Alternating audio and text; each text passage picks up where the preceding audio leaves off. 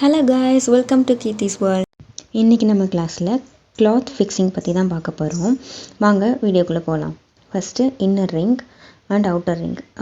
உங்கள் ஃப்ரேமில் இருக்கிற இன்னர் ரிங் அவுட்டர் ரிங் எடுத்துக்கோங்க. இன்னர் ரிங் என்ன செய்யணும் அப்படின்னா, கிளாத்துக்கு அடியில் வைக்கணும்.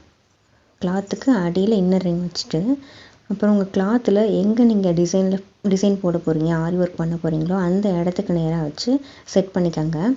அதுக்கு மேலே கிளாத்தை கரெக்டாக எந்த ஒரு சுருக்கமும் இல்லாமல் வச்சு செட் பண்ணிவிட்டு அதுக்கு மேலே அவுட்டர் ரிங் வைக்கணும்.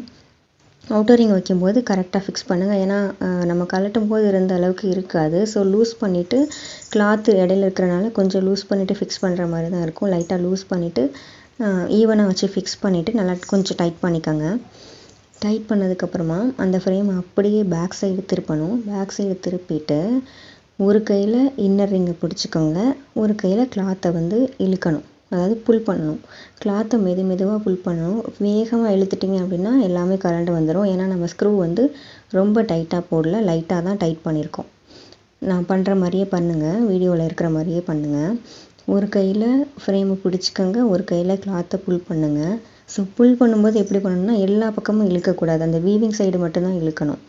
வீவிங் சைடு மட்டுமே இழுக்கணுன்னா ஏன் அப்படின்னா, அது மாதிரி இழுக்கும்போது தான் உங்களுக்கு கிளாத் டேமேஜ் ஆகாது.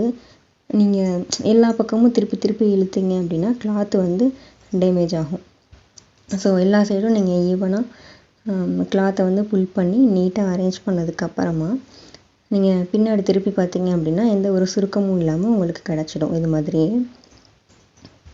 இப்போ என்ன செய்யணும் அப்படின்னா, நல்லா ஃபுல் டைட் வச்சுக்கோங்க. ஃபுல் டைட் வச்சுட்டு டென்ஷன் செக் பண்ணணும். இந்த கிளாத்தோட டென்ஷன் எப்படி செக் பண்ணணும்னா, ஸோ இப்போ ஒரு சவுண்டு வந்தது இல்லையா, அந்த சவுண்ட் உங்களுக்கு கிடைக்கணும். இது ஏன் இம்பார்ட்டண்ட்டாக பண்ணணும் அப்படின்னு பார்த்தீங்கன்னா, இந்த டென்ஷன் கரெக்டாக இருந்ததுனா தான் உங்களுக்கு ஸ்டிச்சஸ் போடும்போது சுருக்கம் வராமல் இருக்கும். அண்டு பீட்ஸ் போடும்போது கரெக்டாக இருந்தது, எனக்கு ஃப்ரேம்லேருந்து கலட்டணுன்னு லூஸ் கொடுக்குது அப்படின்னு சொல்கிறீங்க இல்லையா, அந்த ப்ராப்ளம் வராமல் இருக்கும். டவுட் இருந்தால் கமெண்ட் பண்ணுங்கள். அண்ட் நெக்ஸ்ட் கிளாஸில் மீட் பண்ணலாம்.